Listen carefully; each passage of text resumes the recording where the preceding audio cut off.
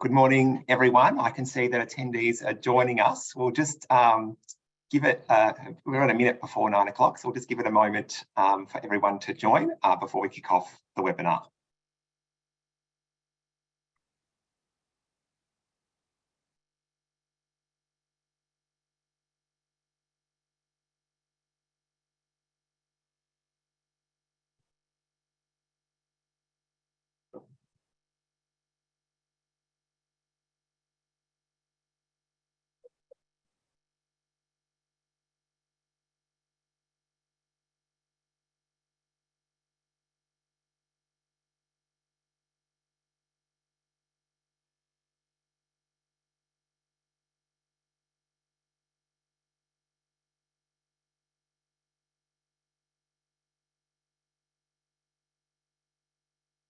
Well, good morning, everyone. It's bang on 9 a.m. here in Melbourne, and it's late at night over in the UK, so we might get underway with our webinar. I'd like to begin proceedings today by acknowledging the traditional custodians of the various lands around the nation on which we're dialing in from, and I'd like to pay my respects to the elders past and present, and acknowledge that the land here was never ceded. I'd also like to extend that respect to any Aboriginal and Torres Strait Islander community members that are joining us today. My name's Gerard Brody. I'm the CEO here at Consumer Action, actually only for a week or so longer. We're in a transition period at Consumer Action, and our incoming CEO is just joining us as well. So she's on the webinar, Stephanie Tonkin, and you'll all meet her over time, I'm sure. But I'm really pleased that one of my last tasks here at Consumer Action is to host this expert webinar. And I'd like to welcome everyone to this discussion on scams, and particularly the lessons we can learn from reforms in the United Kingdom. We're so fortunate to be able to hear from some experts that have really contributed to reform processes aimed at improving consumer protection. And I'll introduce each of them in a moment. Australians are reported to have lost a staggering $4 billion in 2022 in scam losses. That's double the amount reported the previous year. Here at the Consumer Action Law Centre, we've been contacted by more and more people who have lost money after being a victim of a scam. Sometimes it's just a few $1,000s, but other times it can be hundreds of thousands of dollars. But whether it's a small amount or a large amount, it has a real impact that's beyond just the financial. Becoming a scam victim really impacts people's confidence, their trust, and their willingness to transact online and much more. But what we've got to remember, I think, is that scam victims are victims of crime. And that's why we're focused on building a better system to protect and support scam victims. One of the central tenets that we observe in any scam loss is the exploitation of bank accounts and payment systems. This is really central to the business model of fraudsters and scam artists. That's why we're really interested in what's been happening in the UK and the work that's been focused on improving the safety of the payment system and consumer protection. So let's introduce our panelists. Again, I'd like to thank each of them for joining us late at night in the UK. It's past 10 o'clock there now. So we need to thank them indeed. So our panelists are Emma Lovell, who is the CEO of the Lending Standards Board. One of the board's roles is to oversee compliance with the Contingent Reimbursement Model Code on scams, which we'll learn more about this morning. We also have Paul Davis, who's the Director of Fraud Prevention with TSB Bank. So welcome, Paul. We have Patrick Hurley, Ombudsman at the Financial Ombudsman Service UK. It's the equivalent of the Australian Financial Complaints Authority here. And finally, we have Paddy Greene, Head of Money Policy with the Consumer Advocacy Organisation, which, welcome, Paddy. As a consumer advocate, I'm going to launch my first question for the consumer advocate, Paddy. So In 2016, which lodged a super complaint to the UK payment systems regulator regarding push payment scams on banking platforms. And this kickstarted a number of changes to banking regulation and industry practice in the UK. So, Paddy, can you please provide us with a bit of background to your super complaint? What were the key concerns and problems identified in the complaint, and how did it progress? Okay, thank you very much. Hopefully everybody can hear me.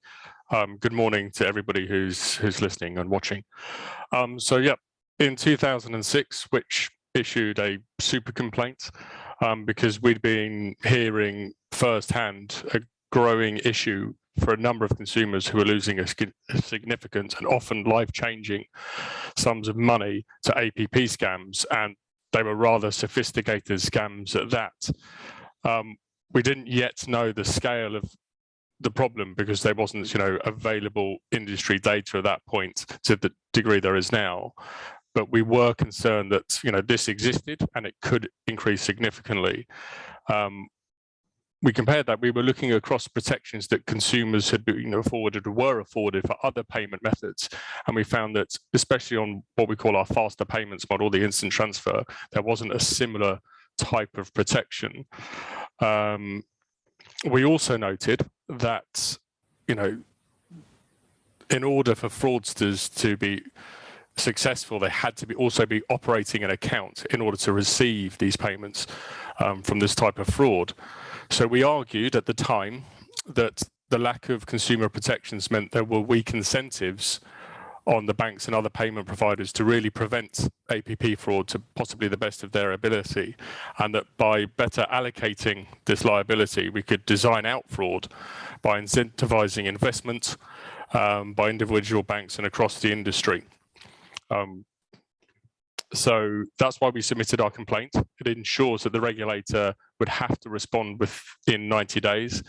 And, to answer a couple of questions on the extent to which banks' conduct could change, and so reducing that harm, and to identify any changes possibly in legislation or regulation to alter the incentives on banks and payment systems to do more. So that was the original complaint in 2016. And then I'll very quickly go through a couple of iterations of what's happened. Then there was a response from the regulator, who said, actually, some immediate issues on data and information can definitely be improved, but we're going to monitor it. We think there's more the industry could do. They watched that for 9 to 12 months. There was, on the review that followed that, there was a suggestion that came out of it that actually we could develop this code. And then that code was created, and I'll let others talk about that in more detail. And then we've had that code up and running since 2019. And obviously we've got a lot of other progress has happened since then, but that was the start of it, and then how we got to a voluntary code. Well, thank you. Actually, the Australian government has just initiating a process to establish super complaints over here. We haven't had that mechanism, so we're very excited about that as consumer advocates. It might be something that we can use to progress issues like this as well. If I may, I'll just jump in and say, actually, in a previous life, I helped write the guidance for super complaints. So should you want any further advice on that, drop me a line. We'll be in touch, I'm sure. I might move to you, Emma. So Paddy mentioned this industry code, the contingent reimbursement model code. So your organisation oversees and provides guidance and ensures compliance with that code. Can you tell us a little bit about the code? And particularly, I think people will be interested in how the reimbursement obligation works and how that code works in practice. Yep, absolutely, no problem, Gerard. Good morning, everybody. I hope you can all hear me okay. So in brief, and I'll try to keep it brief because there's quite a lot we could discuss around the code in detail, but essentially what the CRM code puts in place is a suite of protections for customers by broadly requiring 3 sets of measures from firms. So firstly, the firms that are signed up to it are required to put in place measures to detect potential scams.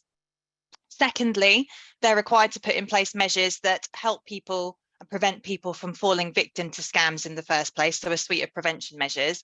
And then thirdly, as you've alluded to, Gerard, where a scam does unfortunately slip through the net, the code includes a commitment from signatory firms to reimburse money to customers where they've fallen victim to the scam through no fault of their own.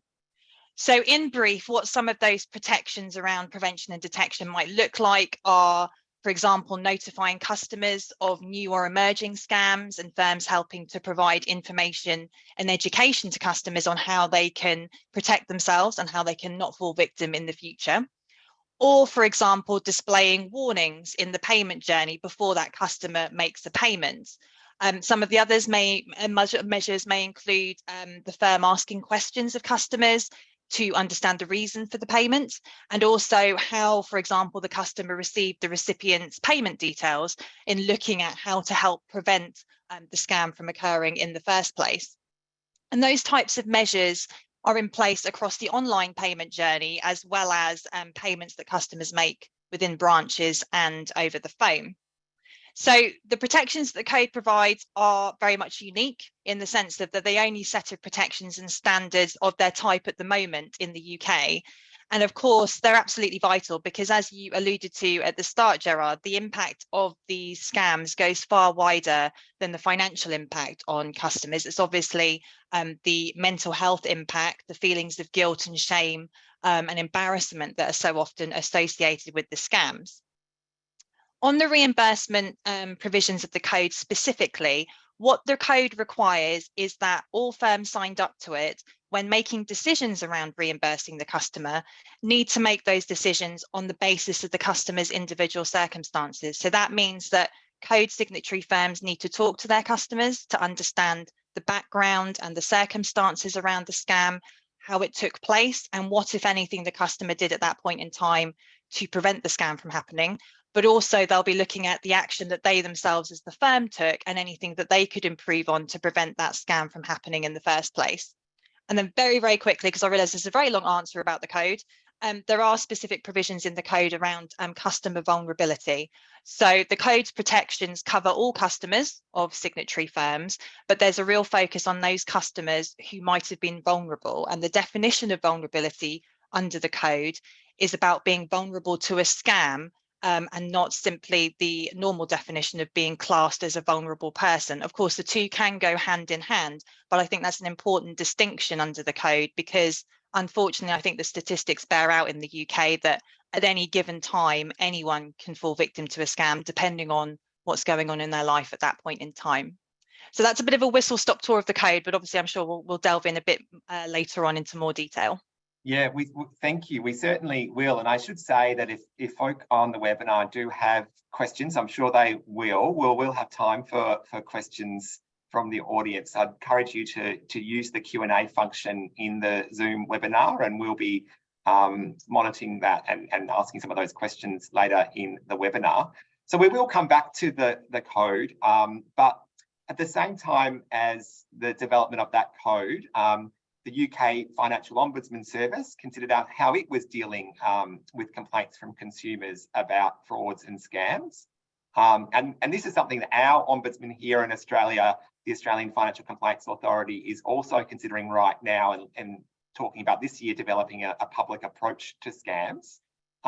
This is something that we really welcome and we have been, a little probably critical of some of the published decisions by AFCA in terms of the standards they expect of banks and particularly what they consider as reasonable in scrutinising and monitoring customer transactions for fraud.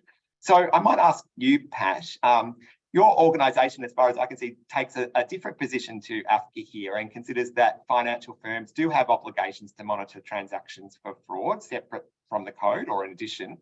Can you talk us through the approach that FOS takes and what you expect from firms in complaints made to the Ombudsman? Yeah, so in terms of the code itself, so we've worked that represents a very big step forward, I would say, for consumer protection since it's been in force in May 2019. We've worked very closely with them as firm company organisation, the Lender Standards Board during the course of that time. But as you've sort of said there, Gerard, it wasn't in our view, it wasn't a blank canvas before the code. So we wrote a kind of a publication in 2018, which focused primarily actually on unauthorized scams. But really the point was that it was becoming clearer and clearer, as Which had identified as well in 2016, that scams were becoming more and more elaborate, sophisticated, not necessarily from the, I mean, yes, from the sense of technology, but particularly from the sense of social engineering and psychologically sophisticated, actually. So it became clear that the environment was changing, and as an Ombudsman service, of course, we have to keep abreast of what's happening to make sure that we are making fair and reasonable decisions. So prior to the code being enforced, there are a number of things that we look at. So the FCA's handbook, for example, which is the regulator, financial services regulator in the UK, has in the systems and control source book kind of quite, we would say, very clear guidance about the importance of firms being on the lookout for ensuring that they're not vehicles for financial crime, or guarding themselves against the risk of that. There are other FCA guidance in place too around the issues of financial crime and to some extent money laundering. So there are a range of sort of regulatory things in the handbooks and guidance that we take into account when we're looking at making fair and reasonable decisions. But alongside that, there are a number of good industry practices as well. Sometimes industry-led practices, like the banking protocol, which came in force in 2016, I think it was, which provides additional protection for it's not APP, but for scam victims in branches of banks and building societies who've signed up for it. There was a different protocol, actually a national protocol that pre-existed that from 2010.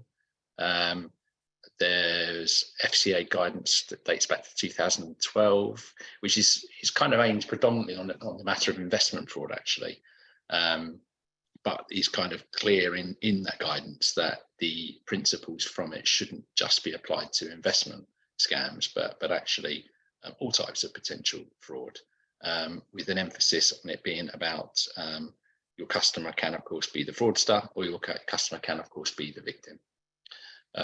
And just one final one, without turning into sort of a festival of regulation, the BSI, British Standards Institute Code, which is slightly longer name, did a paper back in 2017, I think it was, protecting customers from financial harm as a result of fraud or financial abuse.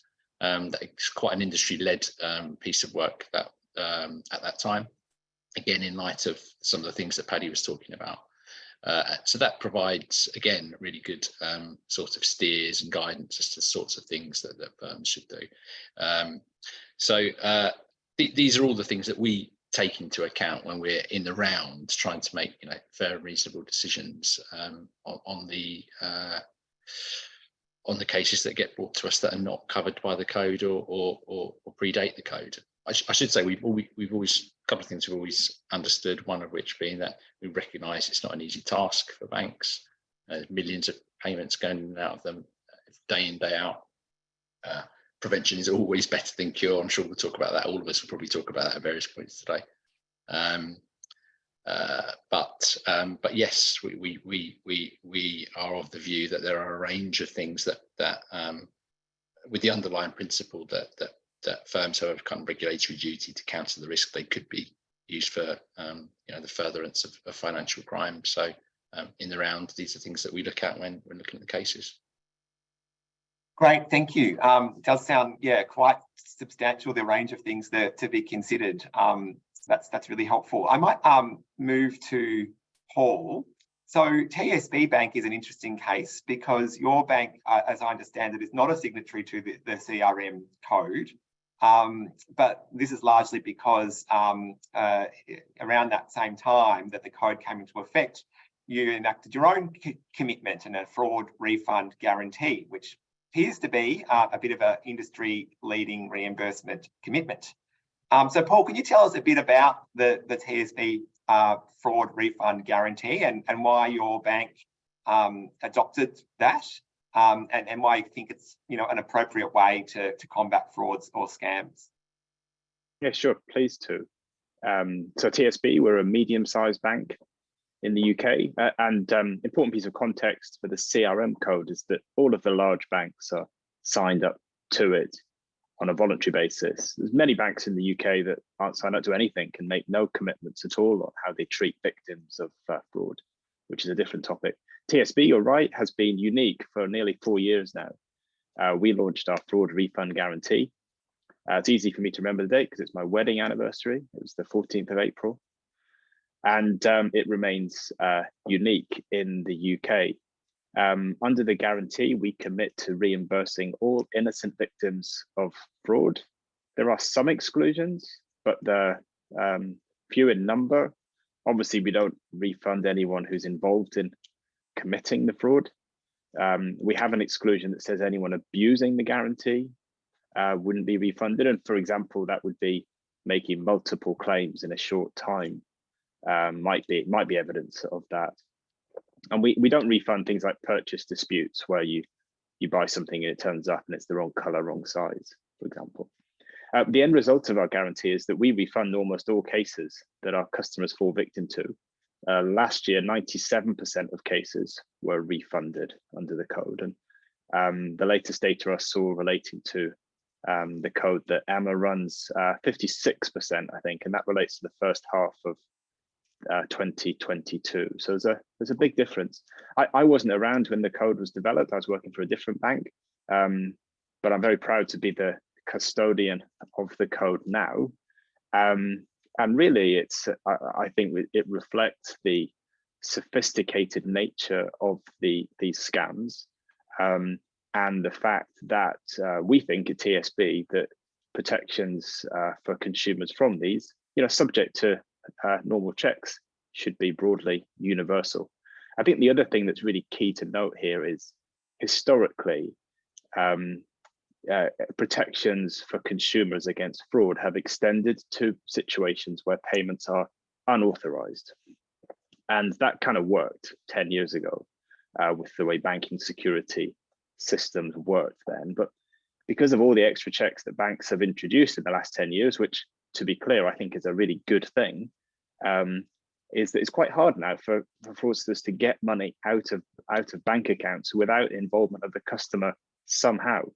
And fraud has really changed. And I don't think there's a distinction anymore that you can neatly draw between authorized and unauthorized fraud. Most fraud involves the customer to some degree.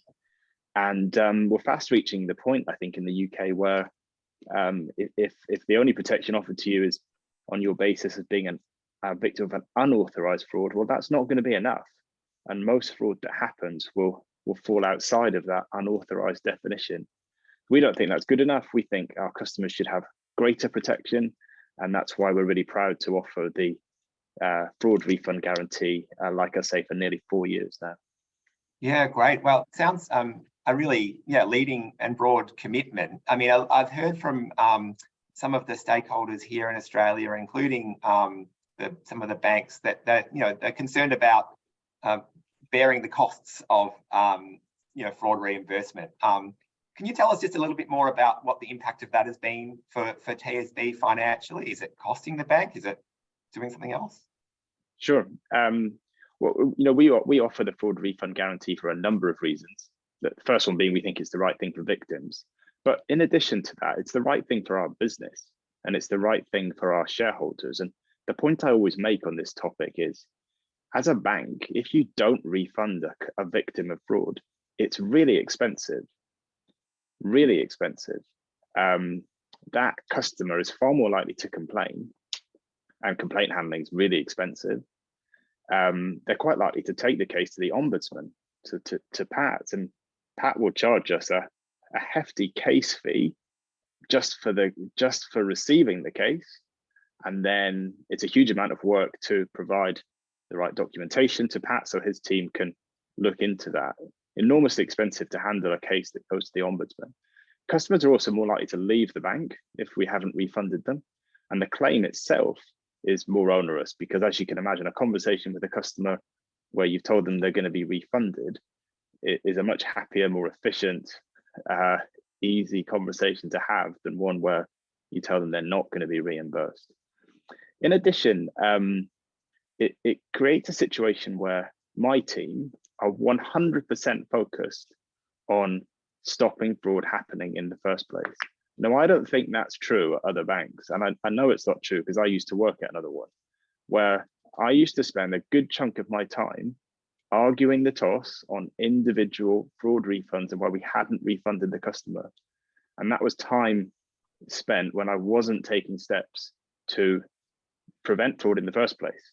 And I had a sizable team working for me who dealt with the media, consumer groups, members of parliament, policymakers on cases that we hadn't refunded to make sure we accounted for ourselves well. And those are costs that TSB does not have to bear as a result of our guarantee. Since I've been at TSB, I've not had to deal with any cases with journalists or consumer groups where we hadn't refunded a victim and whether that was the right outcome.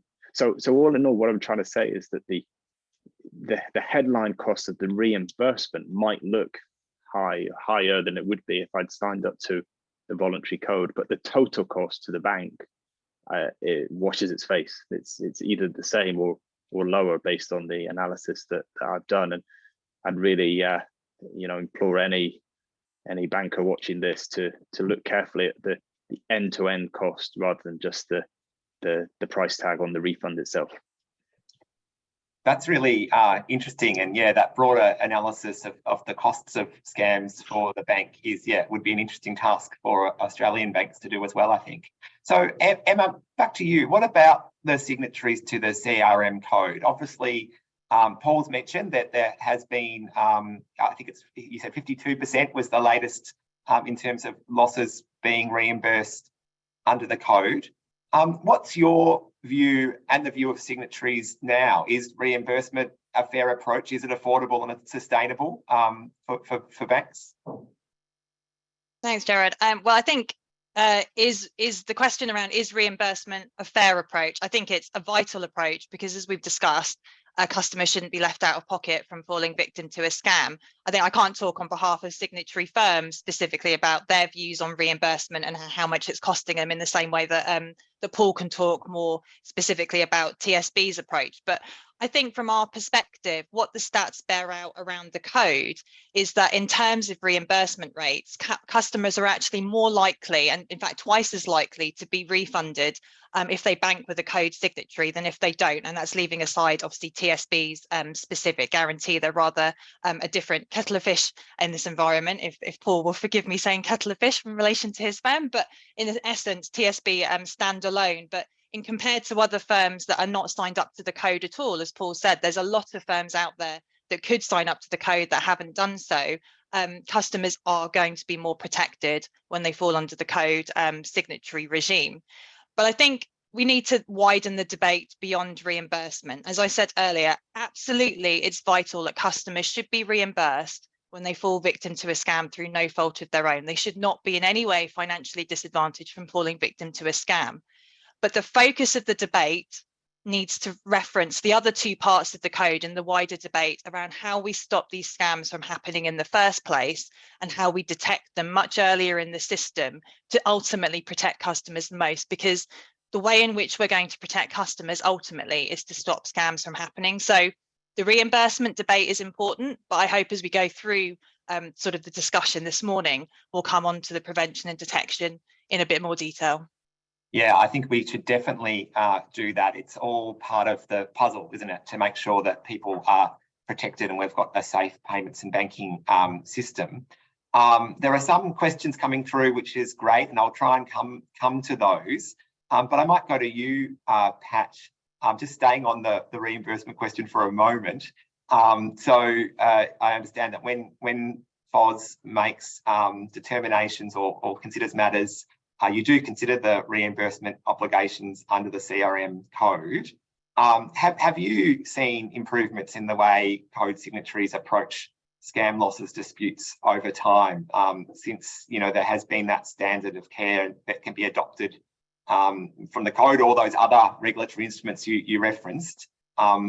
And what about other firms as well? Yeah, so I mean, so yes would be the short answer. So just, I mean, just sort of thinking, referencing back to answer your first question. So probably from our perspective, one of the biggest changes that the code brought in is the sort of the starting presumption on a case that we look at. So what I mean by that is the starting presumption on a scam victim's complaint when it comes to us against the CRM code firm is that if you're the victim of the scam, you are refunded. That's the starting presumption. And it's only in the event of, you know, a handful of exceptions that you shouldn't be refunded. If you're not a signatory to the code, and putting TSB to one side for a moment, the starting presumption is in a different place if the payment's authorised currently. So the starting presumption is if you've authorised the payment, then you are out of pocket for authorising the payment, subject to some of the things that I was referencing earlier. So it's much easier to be refunded under the CRM code. If you come to the, if you've got a scam complaint and you bring your case to the Financial Ombudsman Service, then there is a higher uphold rate on the CRM code cases than there is for the non-CRM code cases, because it's a different proposition, a much more consumer friendly proposition to be part of that. So whilst there are many things, as I described earlier, you know, it's not the same as consumer friendly as the CRM code is. Have we seen changes in sort of behaviour? Then yes. So I think, you know, we've said publicly, and actually the LSB have also said publicly, I think it took the signatories, or some of the signatories, a while to get going. We can put it like that. You know, there were probably differences of views at various points as to what reasonable behaviour is for a scam victim, you know, in the headlights of a scam, and what an effective warning is to, again, kind of a scam victim in the headlights of a scam. So there's been a journey for sure, and I suppose you should expect that whenever any kind of new regulation comes in.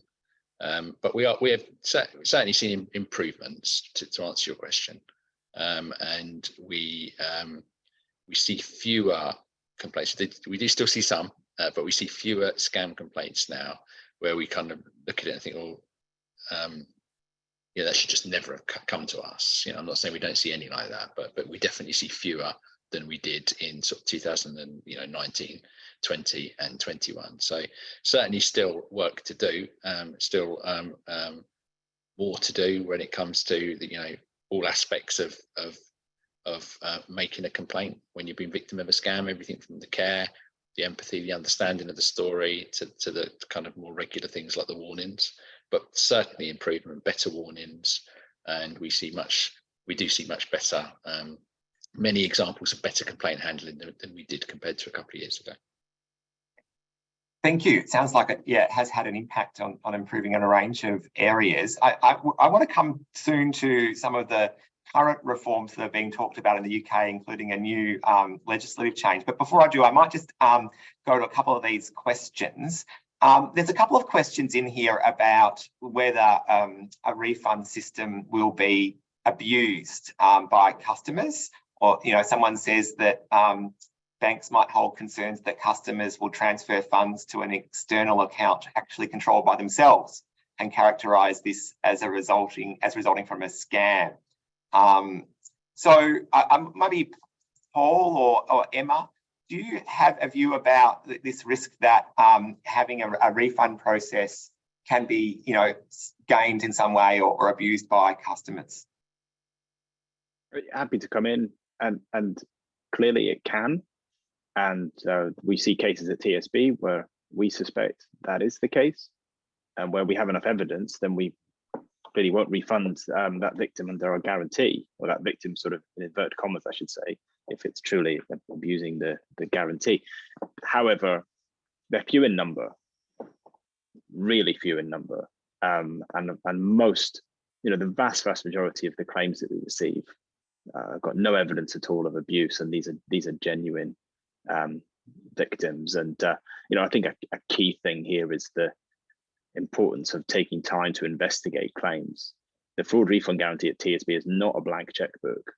It's owned and run by a trained team of fraud investigators who work for me, who look closely at all of our cases. We try and get through them quickly. We deal with about 80% in 5 days, but some we take longer to look at to ensure we get to the right outcome. Great, thank you. Emma, do you have anything to add to that? I think I'd echo what Paul said there. I don't think from a customer perspective that very many customers will be willingly handing over their money or, willingly reckless with their money and therefore scammed that way. I think, as Paul said, they're few and far between. It's not to say it never happens. But again, as Paul said, under the code, as opposed to the TSB scheme, but again, under the code, it's that investigation process that the firm goes through with the customer to really understand everything that's happened in that case leading up to the scam that would tease out where there are isolated instances of the customer being reckless or willingly sort of falling victim to the scam, if that's the right way of putting it. But I do think they're few and far between. Okay, thanks. And there's another question here that I might direct to you, Paddy, which is an interesting one, which is something I hear about as well. So what's your view on the role of other players in the scam ecosystem, like social media companies that publish scam ads or telcos that don't stop scammers from calling or texting consumers? Is it fair for those companies to have some responsibility for refunding customers as well? It is certainly fair for those organisations to be held accountable, and exactly where that accountability, how it manifests itself through directly funding a pot or whatever it is to be determined. But absolutely, we've talked about the need for prevention. So we've talked about reimbursement. We'll probably come back to the proposals for reimbursement in a moment, but as Emma put so well just a few moments ago, it's only a part of this. For this to be successful, we need to look at that scam ecosystem that was put in the question. So one of the things that we sometimes lose when we're having some of these conversations today, we've naturally been looking at this legislative proposals and the PSR's proposals on reimbursement, but it is part of a wider drive we're seeing here in the UK. So at the moment, there's an online safety bill that is going through the Parliament in the UK, and part of that is going to put social media firms on the hook for a lot of things, but also, these type of adverts, with the idea that there'll be an incentive for them to, get rid of them, monitor it properly, or they'll face substantial fines. So it is absolutely necessary to identify the players in the market. And again, so I should say, from Which's organisation, I actually said that online safety bill is our #1 priority, and APP comes in just underneath it because it is such a big issue. So we absolutely have to get these things going in the scam ecosystem. But again, it's wider than that as well, because then we talk about, you have the obligations on the online safety bill. That will come in, but it will give power to the regulator to act. Are we going to give the regulator enough resources to act with all the other things that come this way? And also, then you're talking about scam. We're talking about mass fraud here, and we're talking about the funding that is going into, or the amount that is being lost compared to the policing costs that are going into it. So we need to have a debate about that. So while everybody's listening, this isn't about, I've got to be clear from my organisation, sometimes we get told we're picking on the banks. This is just one aspect of that system that we need to address. And it's not going to be, I don't think, one piece of legislation. It's going to be identifying all these issues and having a suite of measures and resources in the appropriate places to do it. So again, absolutely, I get some very frustrated people at banks say, you are just picking on me. And I said, I'm not. I'm just picking on you right now, but we are going to have we are having lots of conversations with many other players. Yeah, and I think that's the same thing that's happening here in Australia. Some of our viewers will know that the Australian Competition and Consumer Commission recently released a really significant report into digital platforms. I think they call it Repo 5, and it's made some really strong recommendations for new obligations on those platforms around detection and prevention of scams. So I think that very much aligns with the requirements we're talking about today.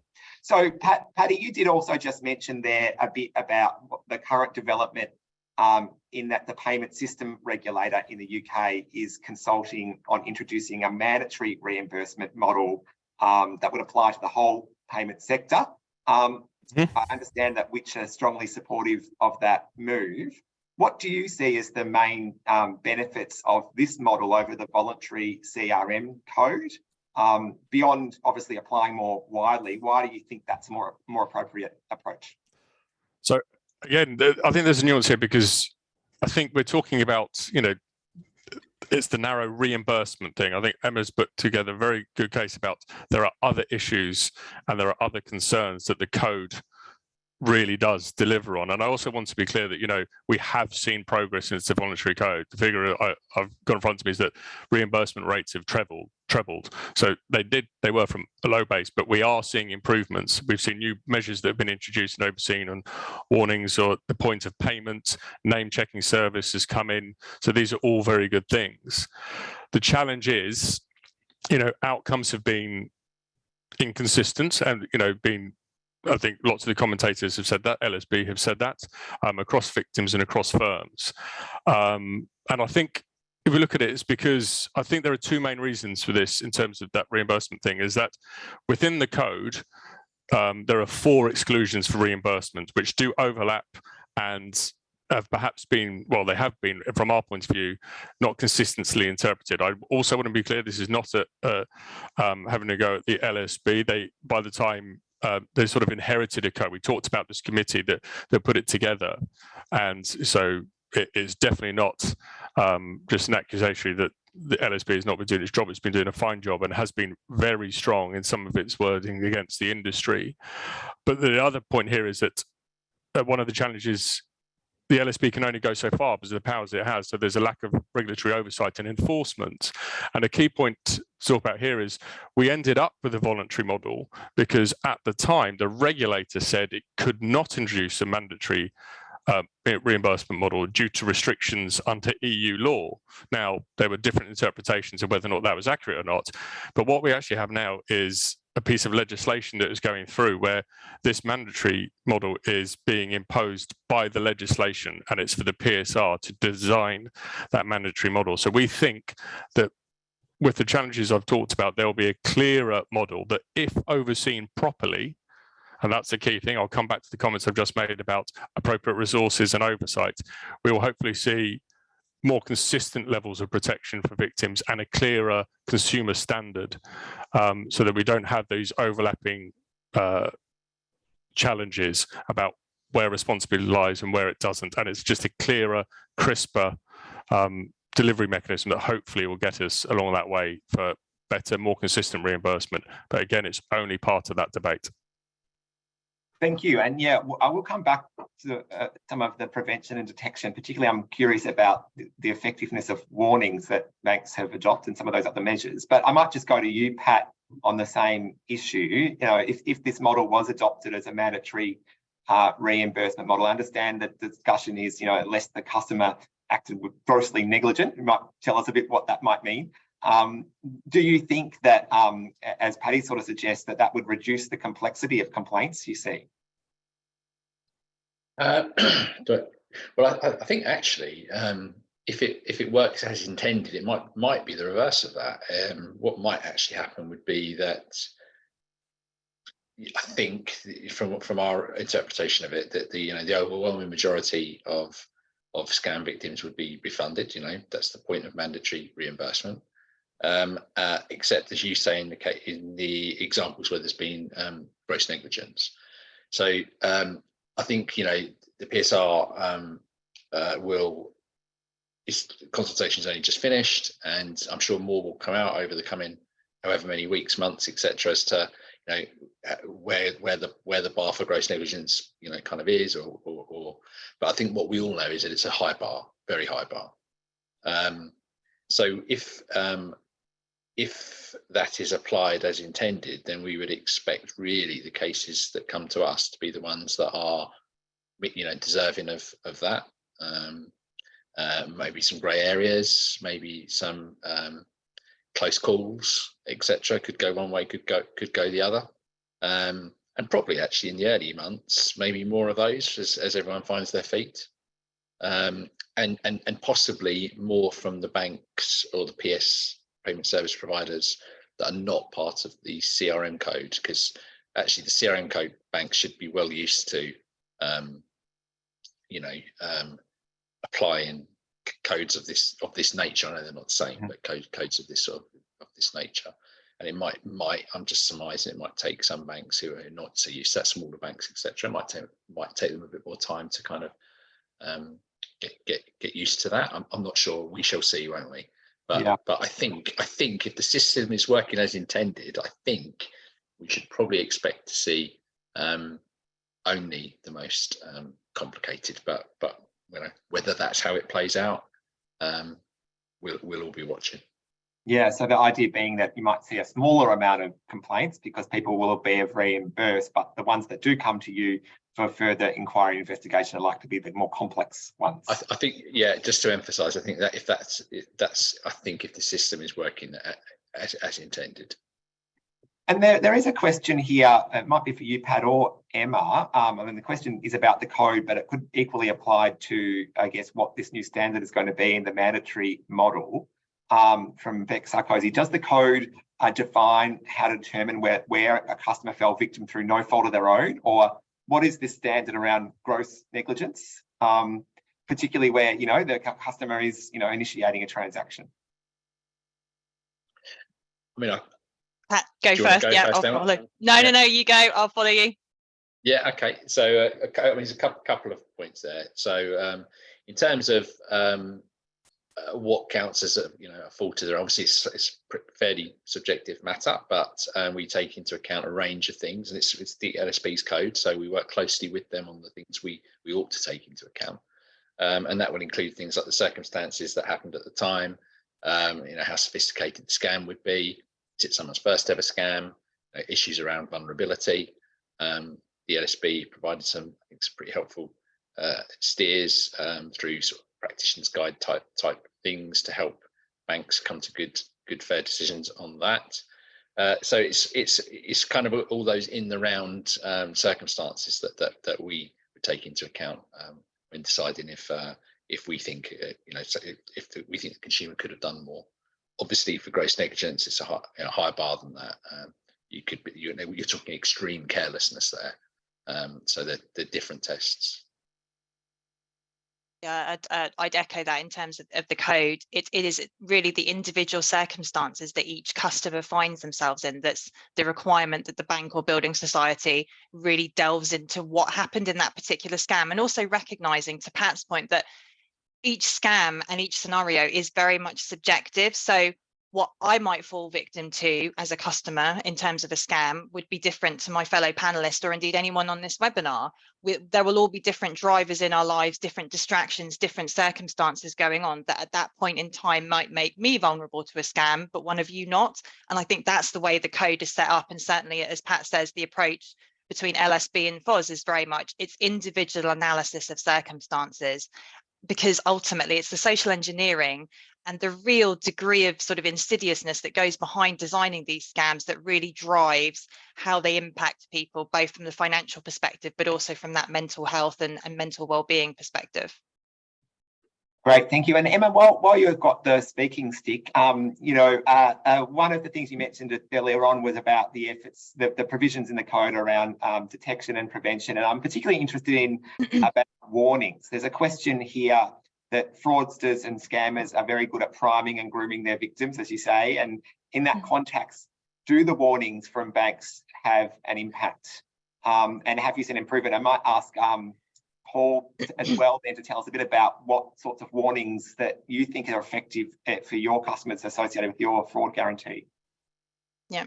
So in terms of the code, the LSB did a specific review of the warnings provisions of the code and how the signatory firms were applying those provisions back in 2020. And what we found at that point is that there was a lot of really good work going in from signatory firms in terms of learning and doing an iterative process about how they were designing warnings, which warnings were working, which weren't, and how you would go on a continuous improvement model to make those warnings more effective. We did also find areas for improvement. So in some instances, there are a lot of static warnings being placed, or in some payment journeys, warnings weren't being displayed at all at that point in time, which was, a breach of the code. So there's been a lot of work from the LSB with signatory firms to get firms in a better place and really being able to, and I'm sure Paul will come to this point, really looking into the data and MI and the monitoring of customers' behavior and activity with their accounts to try and make these warnings as sensitive as possible. But I think the bottom line is it's an iterative process. Scams keep on evolving. Warnings need to keep evolving as well. And the methods to really try and get that customer to pause and think before they make a payment needs to evolve too. And I think that's the process around warnings, because again, the subjective test in any given scenario, you cannot say every single warning will always be 100% effective. You can get them as close as you can, but again, it's subjective depending on which customer you're dealing with. And Paul, what do you think about warnings? I think Emma makes a lot of good points. There's lots of different types of warnings out there, ranging from static warnings that every customer sees all the time. You get static warnings that pop up while you're trying to make a payment. They've become quite common. Most banks use that. And then at the other end of the spectrum, warnings which might be detailed, lengthy phone conversations with somebody in a fraud prevention team. I think when it comes to static warnings, including the ones in the payment process, it's almost impossible to test the effectiveness of them. We banks try to do it, and we ask focus groups what they think and so on. But that's not really replicating the scam scenario.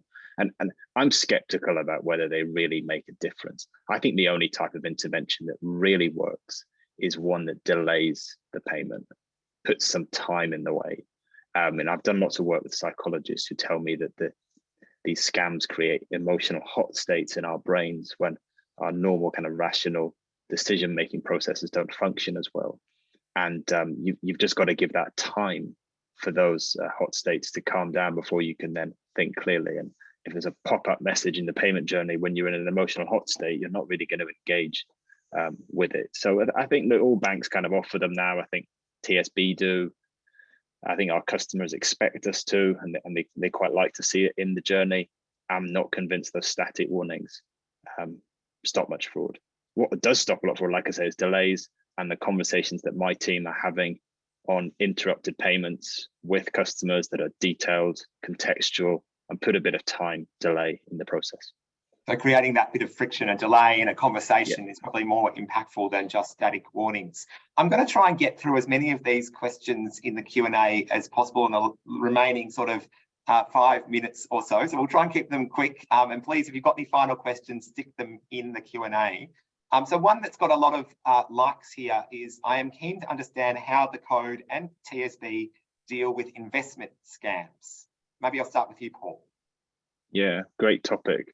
And investment scams are different. I mean, I'm probably preaching to the converted here. There's kind of two types of investment scams. You've got ones where the fraudsters try and impersonate a genuine company. And then you've got investment scams, which are just get-rich-quick schemes. Now, I think the impersonation type cases are very similar to any impersonation fraud, and they're very sophisticated crimes. I think anyone can fall victim to them, quite frankly. Thankfully, we don't see too many, but when they do, they can be for high value and quite life-changing. The get-rich-quick schemes are quite interesting. They are very different. And if there's one area where perhaps the TSB fraud refund guarantee doesn't quite fit as well, it's on get-rich-quick schemes. And I think they're a type of fraud where consumers can do a lot more in the moment to protect themselves and should do a lot more. What I would say, though, is, and this is probably a completely different webinar, TSB took steps to block all payments to cryptocurrency exchanges at the end of last year.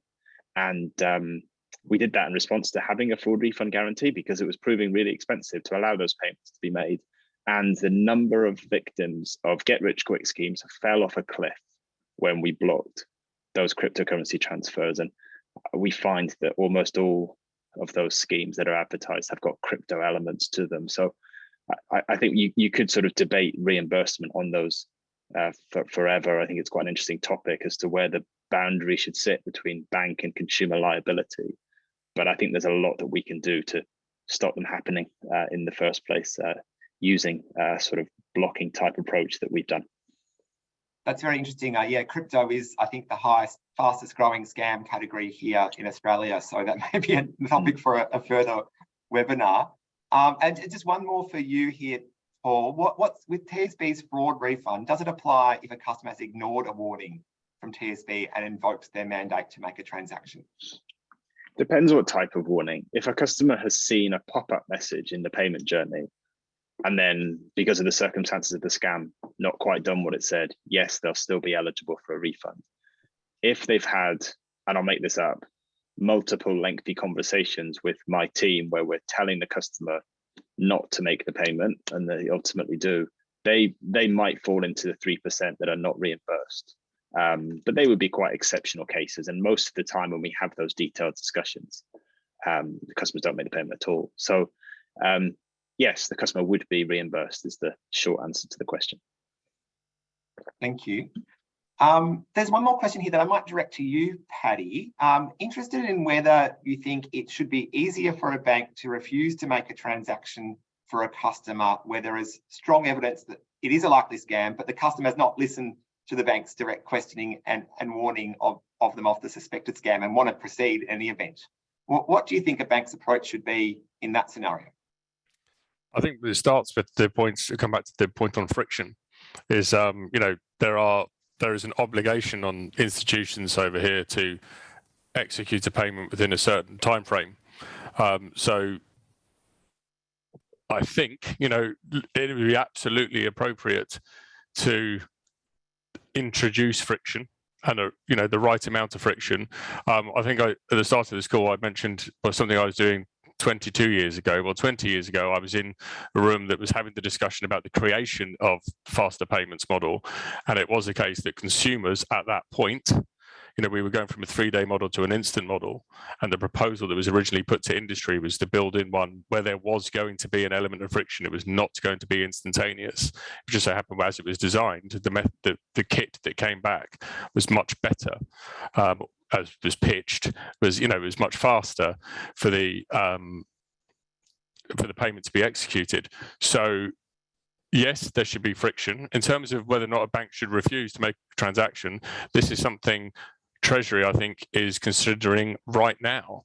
There have been conversations about the ability to stop payments. There was a raft of reforms that were announced by the Chancellor over here, and the elements of payments are going to be discussed. I think there might be others who might be better able to discuss the nuances within a bank or whether or not it should be stopped.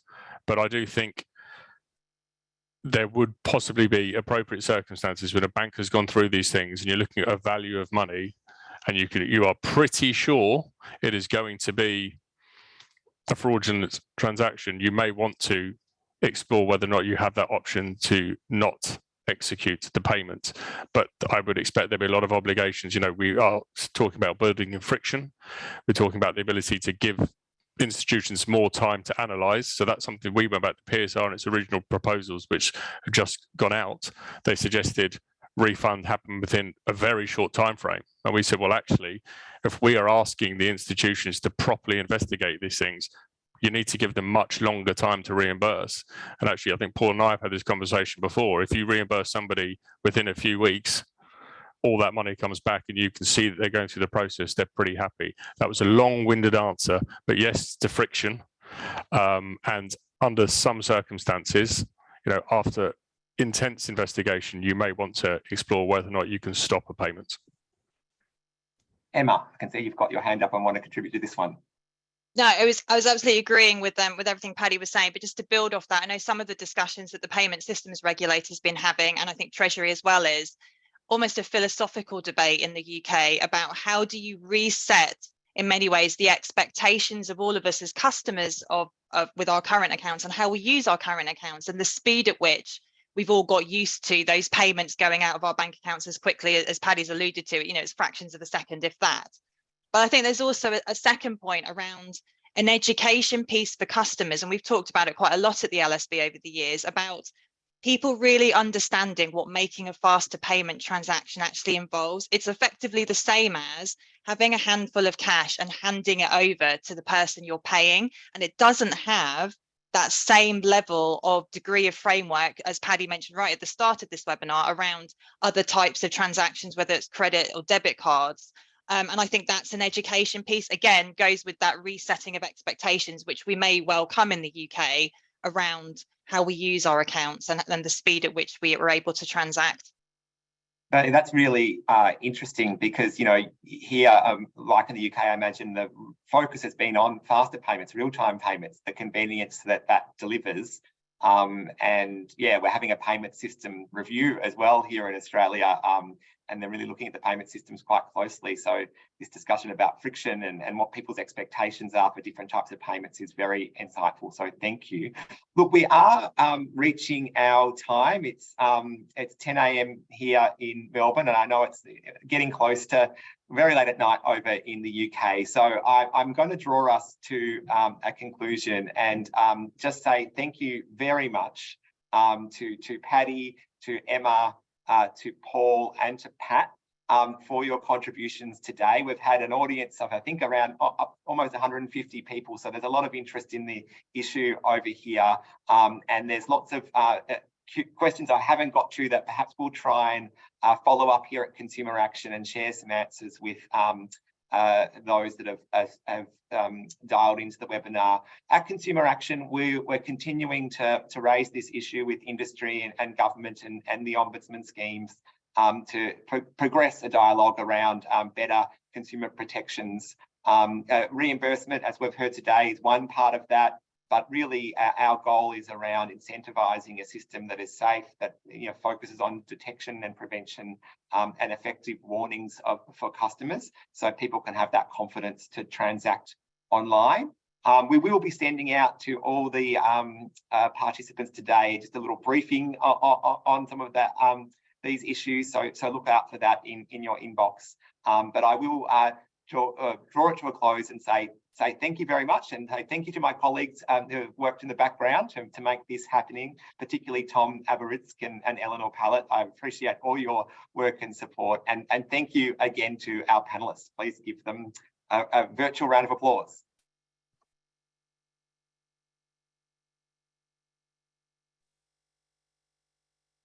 Thanks, Gerard.